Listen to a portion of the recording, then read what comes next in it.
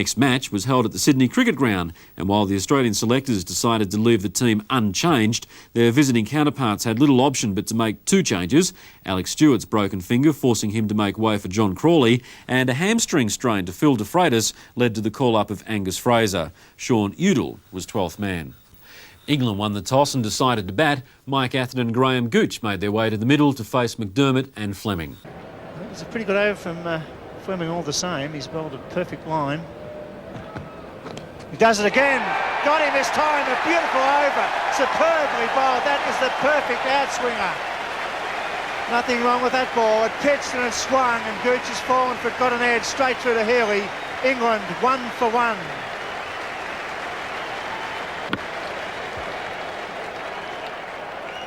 Well, look at the feet movement. You see, they're just stuck there in the batting crease. Just what I talked about. No foot movement down the pitch. Beautiful delivery. Lovely swinging ball, but he never went to meet it. And again, England in big trouble from a really good swinging outswinger. 1 for 1. What a start. Good crowd in. Another edge. This time it's through. That'll be 4 runs.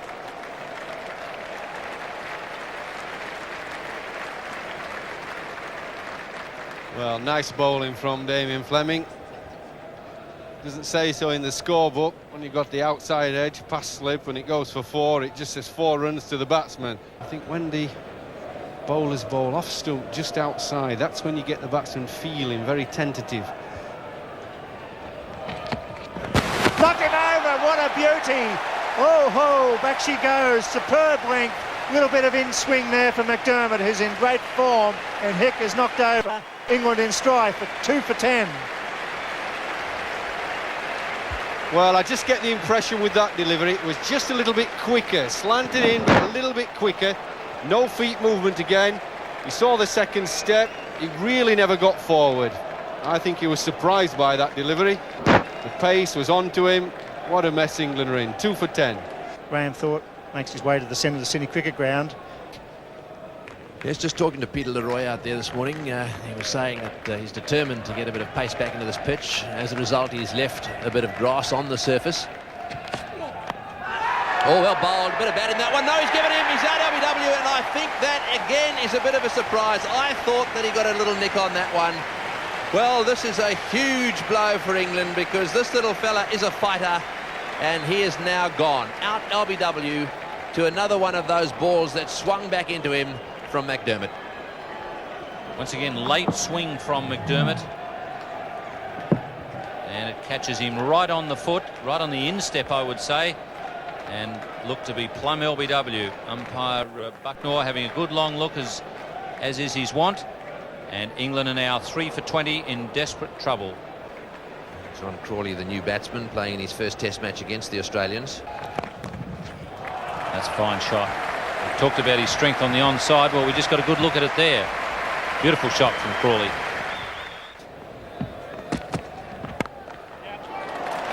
Shot. A little bit of width. And that's what I mean about when batsmen get in, a little bit of confidence grows, then they start to punish the bad ball.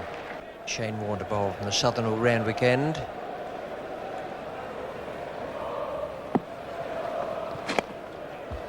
Good half-century for the England captain. Thoroughly impressive innings.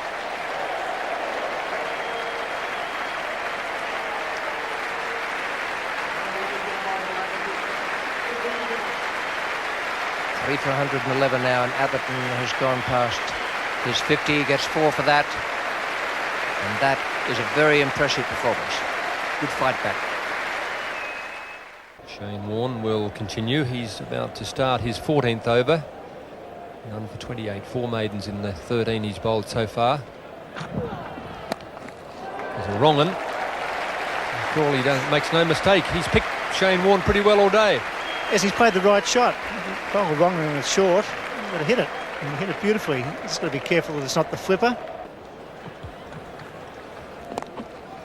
Crawley again away on the leg side, and this should bring up his 50. It's a good 50 it's been as well. Very positive from the start. Crawley came out with England in trouble at 3 for 20, and at no stage as he looked uncomfortable. He's handled the pace bowling well, he handled the swing, and he's also handled the spin. It's been a good 50. England well on the way to going through 2 sessions of Test cricket without losing a wicket. They went through 1 session on the 4th day of the Brisbane Test match. Went through the lunch to tea session here. The new ball is the big danger, and there it is. The new ball has done the trick. Craig McDermott, the best of the Australian bowlers, has struck again. Michael Atherton looking as though he was a bit tentative coming forward there, and very much like Graham Hick before him this morning, was neither forward nor back. Unfortunately, the castle behind him is well and truly back. Did he get a little inside edge, I wonder, or was it just a tremendous delivery? It was very well bowled. Well, that has knocked the off dolly right out of the ground. It is one super delivery. Absolutely brilliant from McDermott, and it's 4 for 194. The new batsman, Michael Gatting. There's his career record. He knows what it's all about. And that's in the edge, and it's in the air, and he's gone. The worst possible time to have to come and bat at the end of a long day. The opposition have just taken the new ball. Their best bowler for the day is operating. A little outswinger, one that Michael Gatting probably could have left well alone. He didn't. He's got the outside edge, and Ian Healy does the rest.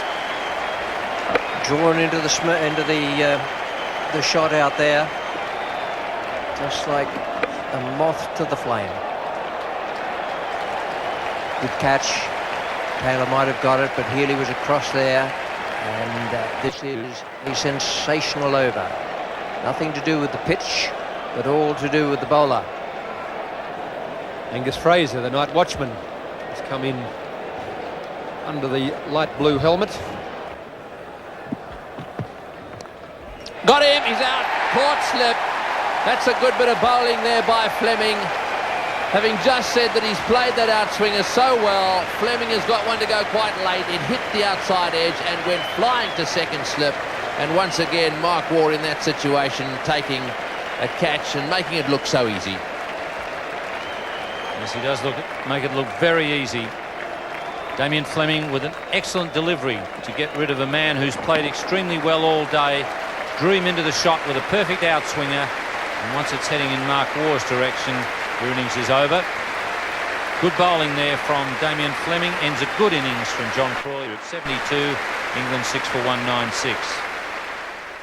So Steve Rhodes, the new batsman, his highest score 65 not out and an average of 30, which is not too bad.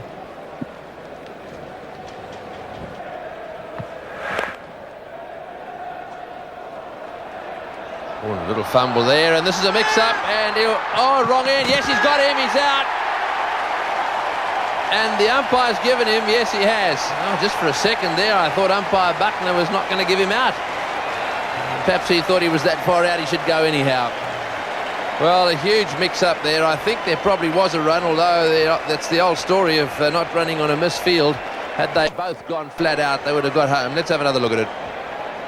Angus Fraser props. Steve Rhodes was coming once he saw the misfield, but it was Angus Fraser who propped, and that then made Rhodes stop and start for the other end.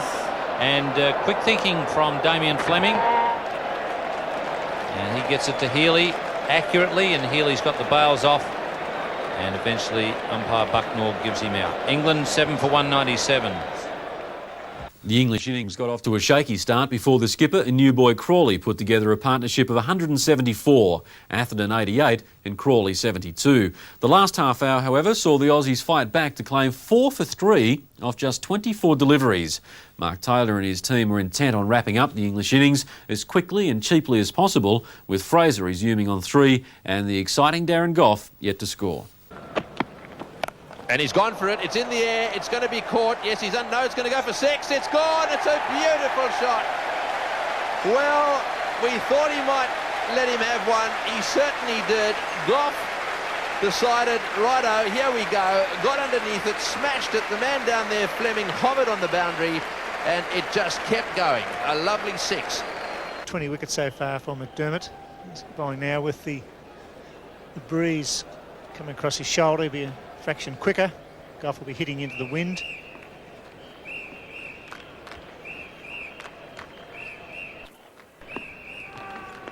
Down the ground he goes again, doesn't wait for Craig McDermott to loosen up. It was up and straight, and that's exactly where he hit it. Yes, it's a safe hit, controlled, wafted off drive. It was in the slot and he went for it. Well, he's looking for any sort of way to get a run. He wants his 50 and he's got it, and he's really enjoyed it, and he deserves it as well. It's been a very impressive performance by Darren Gough. The England supporters have enjoyed it, but look at this young man.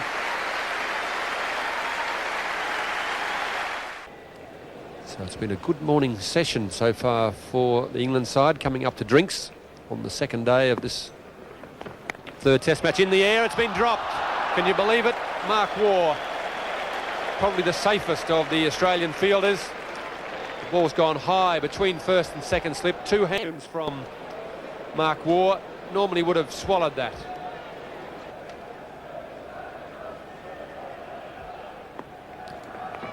There it is, it's in the air, he's under it and takes a comfortable catch. Damien Fleming, a very good outfielder.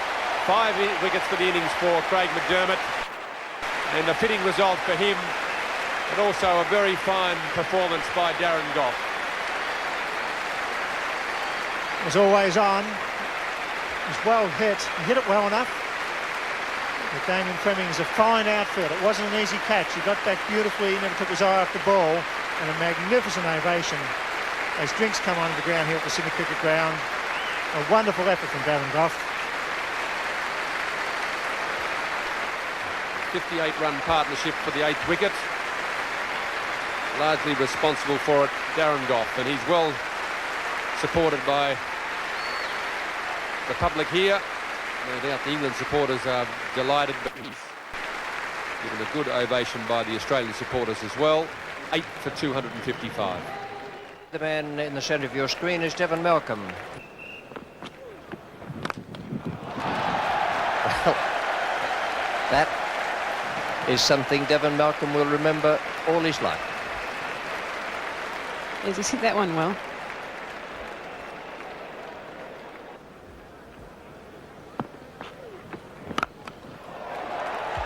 Well, it might go over the top. Just a gentle little waft of the bat, and bingo.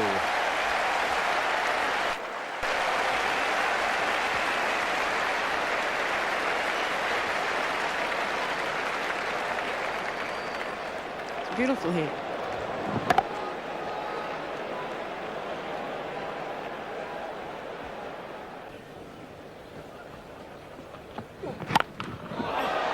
That's a very unusual stroke, but it's worth 4. Anything that's up in the slot, Devon will give it a go.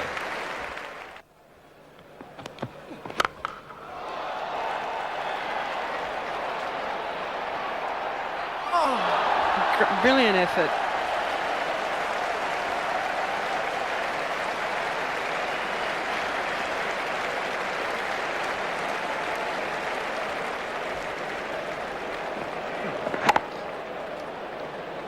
It's very difficult running with the same flight as the ball and trying to get a catch. He's unlucky. He made the ground. Shane Warne it is now. Devon Malcolm. And that has gone brilliantly. Now Shane Warne again. Taylor's not panicking. But he might now. Coming towards us. Right over the top of the sight spin. I bet you that's brought a smile to his face.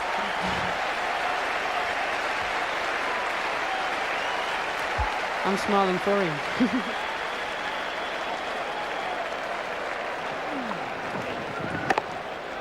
Got that right off the meat.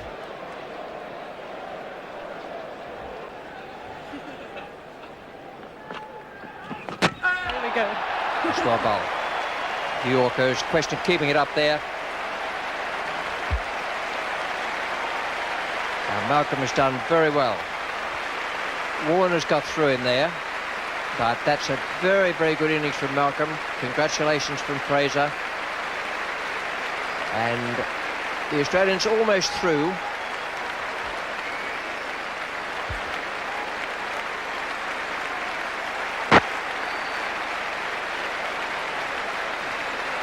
There you go, he's tried it again. It's often the difference between a tail ender and a top order. 9 for 295, England. A great ovation there for Devon Malcolm. Now Phil Tufnell managed to run himself out in Melbourne. It's nicely driven. Dream it off. Angus Fraser coming onto the front foot. David Boone, the fieldsman. They get 4. I get the feeling it's England's morning. In the air, that's out. Healy will take the catch, the 3rd wicket for Fleming. So England are all out for 309. Angus Fraser out for well-made 27. Fleming 3 for 52 and McDermott 5 for 100, the wicket takers. But a very good performance by England today. An unlikely total of 309 with the last 3 wickets putting on 112 runs. Darren Gough chipping in with half a century off just 56 balls. And Devon Malcolm scoring a handy 29, easily his highest score in Test cricket. Angus Fraser batted for 140 minutes for his 27. Craig McDermott, although coming in for most of the punishment from the English tail, still took the bowling honours. His figures were 5 for 101. Rain curtailed the day's play with the Australian innings on none for 4. And when day 3 dawned, play started a little late due to drizzle. The big question was, had it affected the pitch? Had it sweated under the covers? Oh, ball him! He's dragged it back onto the stumps. Malcolm has struck. That wasn't a very clever shot. He pushed forward, bat a long way from pad, inside edge onto the stumps, and that is 100 wickets for Devon Malcolm. Michael Slater here looking a little bit concerned. Watch the back foot, it hasn't moved at all, so he hasn't come very far forward. I think he was looking for the shorter delivery from Devon Malcolm. Got an inside edge and it's back onto the stumps. A good result for England, not so good for Australia. 1 for 12. He's gone out, caught behind. What a magnificent delivery, and he's been sent on his way by Malcolm. 101 wickets to him, and England really are looking good. That was a big deflection. I didn't really pick up much movement off the wicket. A little spar outside off stump, big deflection and a magnificent catch. The keeper diving away to his right. Let's have another look at it. There it goes. And, well, have a look at that. It was actually angling back. Good catch, that one. England have struck, and all of a sudden the Australians now, there goes the finger, off you go, back to the dressing room. Devon Malcolm on a real high here. It's 3 down now for 18. Breeze coming down the ground from the Randwick end. It's Fraser again to Michael Bevan. It's a boy. It's the way to play. That's a beautiful stroke. He seized on it straight away. He was in good position. If his footwork sometimes looks to be slightly imperfect, it's only when he's playing defensively. Now there, it's just beautiful footwork. He's back and across. Just couldn't be better. Out. It's gone. Change of angle. Tentative push forward. And reward for Angus Fraser and Australia on the ropes here at 4 for 38. It was a straightforward catch, but a good one. And very, very well bowled by Fraser. A ball of good length. The batsman just about had to play at it. Was coming back in at the off stump. He did have to play at it. Couldn't allow it to go. And Thorpe has taken that very neatly. Went quite quickly. You can look at it and say, oh, there's no difficulty there. But all those slip catches are extremely difficult. They're coming at you at different angles. And for Thorpe, it was a different angle, not just for Bevan. It's 4 for 38. New batsman, Stephen Ward. Ian Healy has helped with some rearguard actions in the past. There's the hook shot. Healy doesn't mind playing it. Gough bowled a very good bouncer to him last over, which nearly took his helmet off. Well, Healy hasn't been stopped by that. And he's bounced back. Shane Warne yet to face a ball. It's going to be Angus Fraser coming around the wicket to Mark Taylor.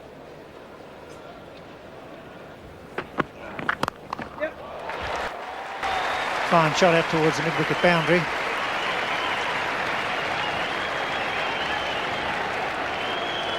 They're happy with 3. I wouldn't be surprised if Atherton brings back Devon Malcolm from the Randwick end and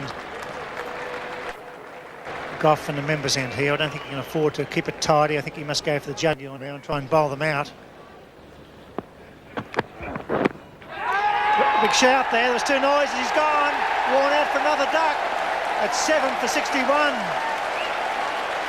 Well, England are on a roll. Not only this morning, but this afternoon. Everything going right for them. It's what usually happens when things are going wrong. It keeps on going wrong. But the wheel has turned. And it's turning very, very quickly. And it's out. They're all up. They're all up, yep. And there goes the finger. He's gone. He's on his way. Australia, 7 for 62.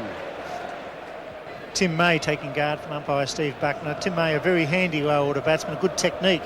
He'll be tested by Darren Goff in particular, one would think. Change at the members' end is going to be Devon Malcolm. The right choice, I feel. They have to bowl Australia at 110 runs. He's bowled beautifully, has 2 early wickets. It's down third match for. Fraction full, Taylor getting bat on the ball. He moves to 30. Well, he'll take it, Mark Taylor, but it wasn't where he wanted it.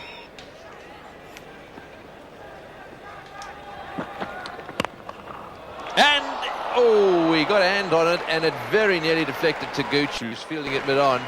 That was a pretty good effort by Devon Malcolm. He was following through, just got a hand on it. He palmed it over the bar, as it were. Gooch was behind him, but it never carried to him. It's down to Taylor now. Oh, that's a good shot. Beautifully driven through the offside. That was over-pitched. A lovely half volley. Perhaps it wasn't quite a half volley, just short of a length. And he's played the most superb cover drive. Taylor moving towards his 50. Australia 8 down for 94. They need 110 to avoid the follow-on. He's hit that one too, and that's going all the way, and into the fence it goes. What a good shot from McDermott. He's as strong as an ox. Well, that brings up the 100. You won't see many hit better than this one.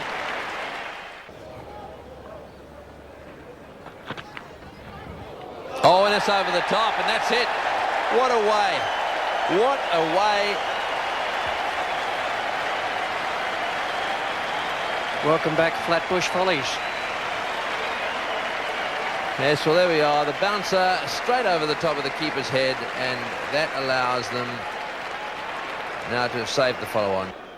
Thanks largely to a dogged innings of 49 by Mark Taylor and a mostly unorthodox 21 by Craig McDermott, the Australians avoided having to follow on, albeit by just 7 runs. The top order was in tatters due mainly to Darren Goff's seamers. Goff 6 for 49 with Devon Malcolm and Angus Fraser sharing the rest. The English openers went to the crease wishing to put an even bigger gap between them and the Australians.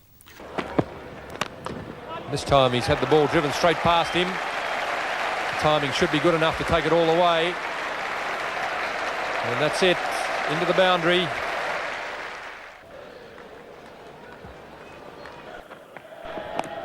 And once again, Gooch getting that one away very well. That's a very good hook shot. You can see it's gone up to 43. He's been averaging around about 50 since he's been captain. Oh, that's got to be out. Very, very close. Yes, he's given him. He took a long, long time over that one. My immediate reaction was, that's history, Graham Gooch. He waited there, and he waited so long. In fact, he must have thought that he'd got away with it. I agree, Tony, but it was a very full delivery like you. It looked out. It was very full, and he fell into the old habit of hitting across it. He gets that left foot down and hitting across. But I'm not too sure from that whether it was missing. Yes, the benefit of the doubt would have to have been whether or not it was going to miss leg stump, but he looked at it long and hard, and eventually up went the finger, and Graham Gooch not very happy. Out. Dropped. Mark Waugh. Can you believe that? It went so slowly. It really was a sitter. They're never easy, but that time I think he got the end of the bat and it just ballooned to the great slipper and he put it down. Well, I'm going to disagree with you, Bill, about sitters. When a guy is going to cut and it comes off the end of the bat, that's probably one of the most difficult ones you can get. Certainly when Mark Waugh gets his hands on them, you expect them to be caught. Once again, rain ended hopes of a full day's play, and England at stumps had stretched their advantage to 283 runs with Mike Atherton and Graham Hick the not-out batsmen. The Aussies must have been hoping that the rain had the same effect on the pitch that had been so helpful to the English bowlers. 2 slips in the gully in for Michael Atherton. It's nicely played. He waited for that one and angled the bat away down the hill. That should go all the way for 4. Good shot. Positive stroke. Sweeps, and it's well played.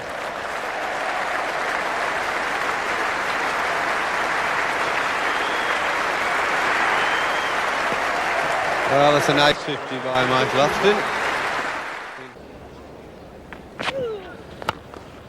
And that's well hit. He's a powerful man, Graham Hick.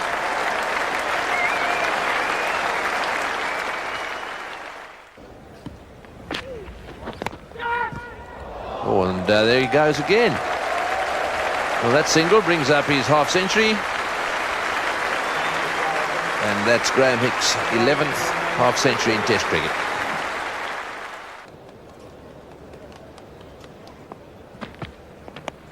Got him, caught slip.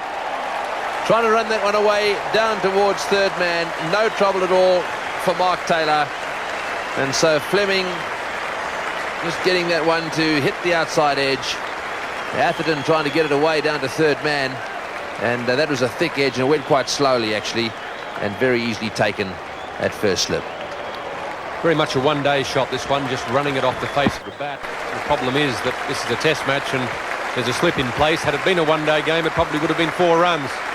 Came in Fleming, the successful bowler, and a happy man he is. Michael Atherton played very well, though. Made 67 before he was out. Caught Taylor, bowled Fleming. England 2 for 158. Graham Thorpe's the new batsman, made 10 in the first innings here. It's his favourite stroke. Plays a very good cover drive, but he's very severe on anything square of the wicket. He's a back foot player. That one wasn't all that short, but he just gave himself the opportunity for another pull shot by moving a fraction before the ball left May's hand.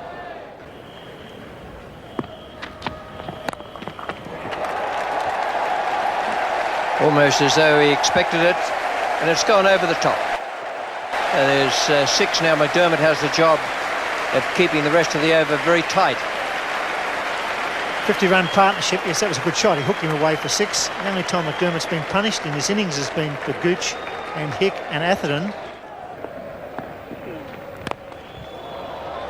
It's a good shot. Well, I saw Thorpe play very well when he made his 100 against the Australians on his Test match debut. And then I thought he did pretty well from a distance anyway on the Tour of the Caribbean.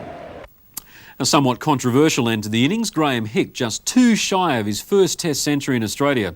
All 4 of the English bats getting in the runs, with Thorpe also just 3 short of a 50. For the bowlers, Damien Fleming was the pick with 2 wickets, while McDermott and Warne were steady without ever being threatening. History said that Australia could not make the 449 runs required for victory. Only the Indian team of 1975 and the Aussies of 48 had scored over 400 to win a Test match, although they had a full day and a half at their disposal. He's not nervous. He's from Barnsley. He's from Yorkshire. What are you talking about? He's never been nervous in his life. He doesn't know what it is to be nervous. He's a showman. It's natural in him. Oh, put it on the stumps. It was a bit short. It crashed into him. It went to ground. It was a strange delivery. Really, it was a nothing ball. It was in between a bouncer and a shorter pitch delivery. It was quick. It struck him on the arm and it dropped to ground. That's a beautiful shot. That's a shot of the match almost, off the back foot. That's 4 more, so all of a sudden Australia raced for 32 without loss. Jeff Boycott was saying 100 a session. Well, that's all they'll need in the final session to be on target to win this match. There it goes. That's a good shot. That's 4. Wow. What a start.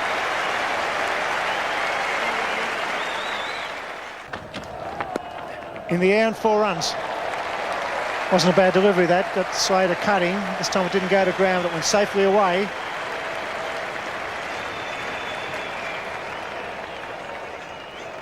To me as though he did that deliberately. I've seen David Boone do that.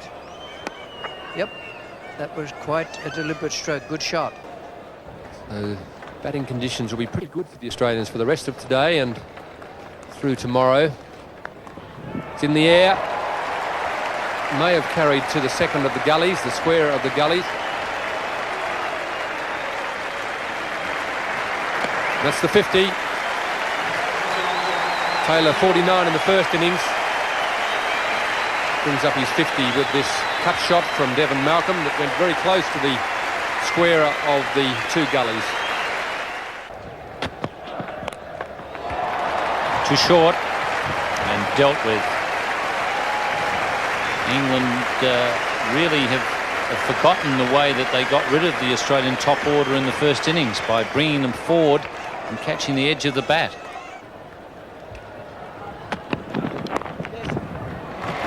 The third man.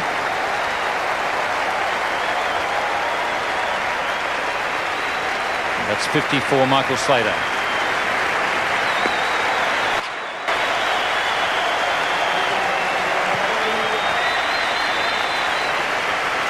Very good knock. So both openers passing 50 on the way to wiping off nearly a third of the deficit, which stood at an imposing 310. But with a full day's play ahead and with the Aussies full of steam, anything was possible. So those are the highest fourth innings totals to win matches.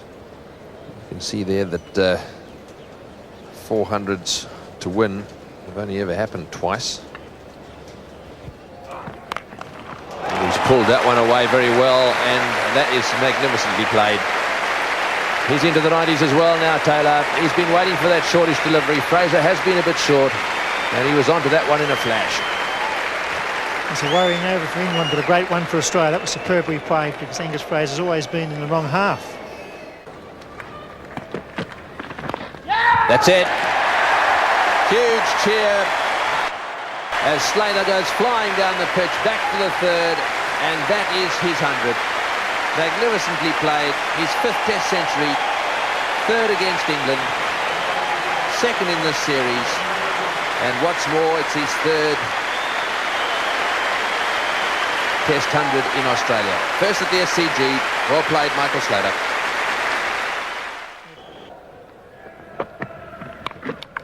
It's away, it's Tuffle's out there. He's got it! What a catch! Shane Ripper! Tufnell of all people running to his left took a magnificent catch. That was beautifully judged. Slater going for the pull shot. There was 2 out there. Excellent catch by Tufnell under enormous pressure. Well, can you believe it? Tuffers of all people. What a catch. He's not the greatest of fielders. Long hop from Angus Fraser. Smacks it hard, Michael Slater. It's up in the air. Your heart's in your mouth when Tuffers is after it, but what a catch. Oh, at full stretch, he's absolutely delighted, and so he should be. It was a top catch.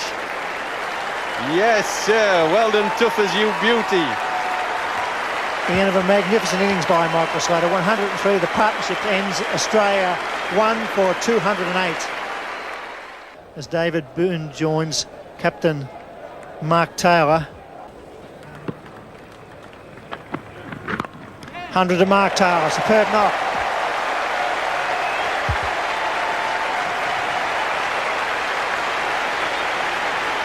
Well, that was a good innings by Mark Taylor. Quality innings, lovely footwork, nice placement, good timing. Got the innings off yesterday to a really good flying start against the new ball. Devon Malcolm will continue. Hold a very good over in his first over with the new ball. They bowled him. Mark Taylor shouldered arms, a bit of late swing there for Devon Malcolm, who's bowled very well in his 1.2 overs with the second new ball. And he's brought a little bit of life back into the Test match. The England supporters have got to their feet, and Mark Taylor has been removed, shouldering arms for 113.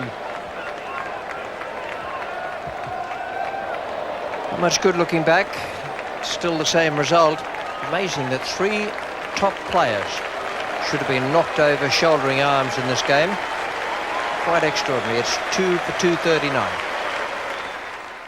Mark Waugh is the new batsman.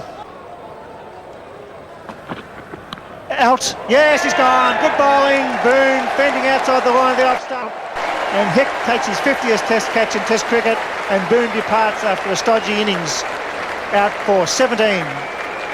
Well, I kept mentioning about pitching the ball up outside off stump, and finally one of the England pace bowlers has done that. Devon Malcolm and Darren Gough both were wayward. Look, he pitched it up there outside off stump, got him feeling and fending for it away from his body.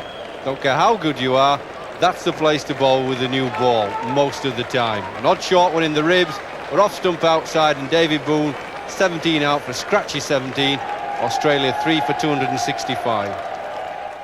Michael Bevan, the new batsman, not a nice time to come into bat. 5:25. It's dull, a little bit of drizzle around. And it looks once again as if Fraser is going to try from round the wicket.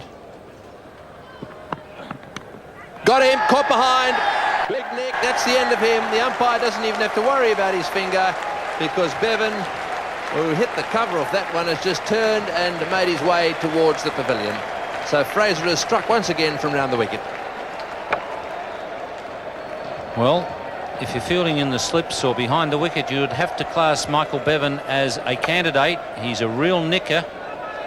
I think that's now about 5 out of 6 innings where he's been caught behind the wicket. Obviously somebody's got on Angus's case, and he's just given them the message that he's picked up a wicket. His second. Australia are 4 for 282. So Stephen Waugh, who didn't make many in the first dig, in fact only made one, he's out there to face the music now with a lot of slips in there, a bat pad, a gully as well. This is Fraser to him.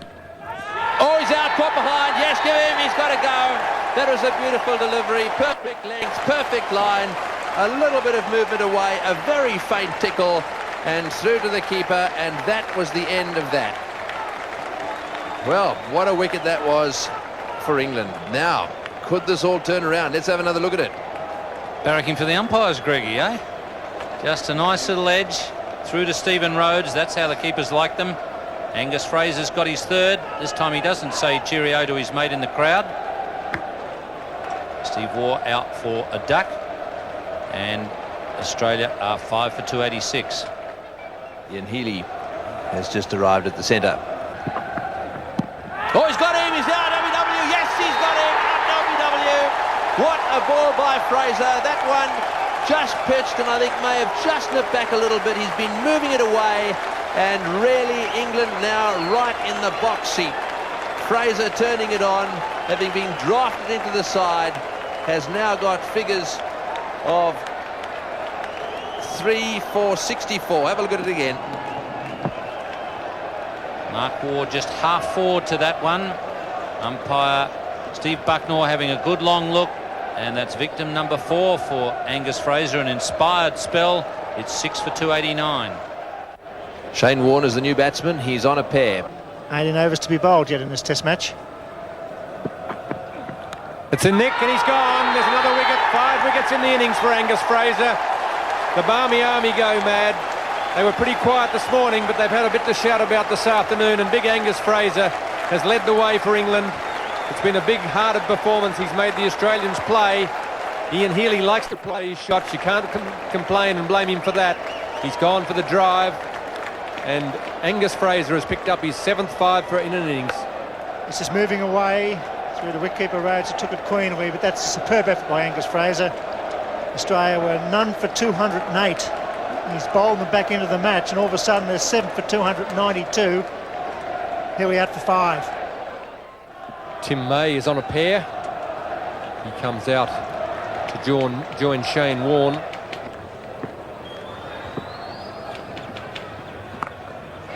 That's a good shot. Fine stroke. This is a similar situation to the one where England saved a game at Lord's in this last English summer against New Zealand. New Zealand, with the light closing in, couldn't bring on Dion Nash, their match winner. They had to bowl their spinners, and England got away with it. England need a Shane Warne hat-trick. That sorted that out.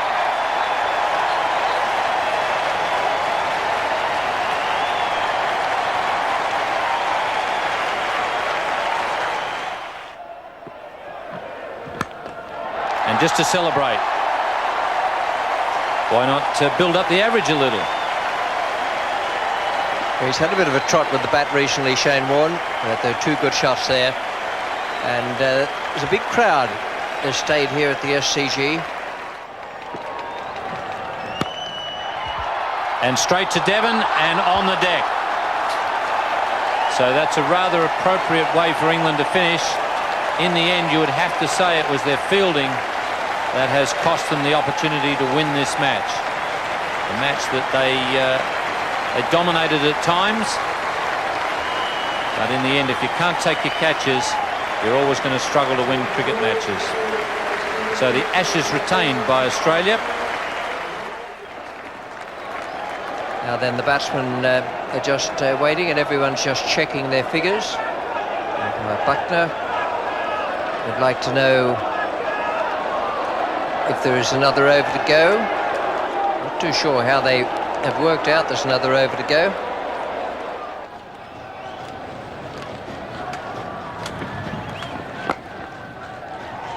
So now they have saved it, surely.